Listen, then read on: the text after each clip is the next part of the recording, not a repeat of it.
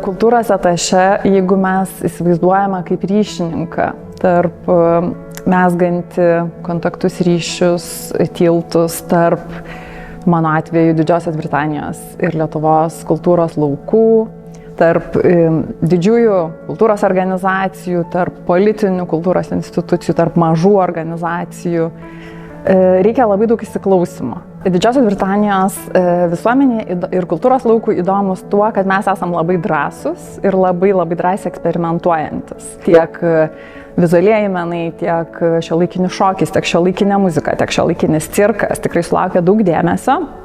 Tai aš manau dar ir todėl, kad mūsų kultūros laukas turi labai daug energijos, jis yra labai jaunas. Vis tiek palyginus mes tą proveržį šiuolaikinės kultūros skaičiuojame tik tai turbūt kokį 30 metų.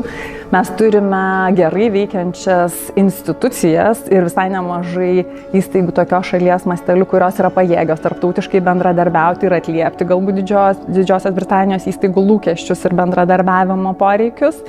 Tai mes šiuo atveju visai esam neblogai pasiruošę tą savo kultūrą eksportuoti.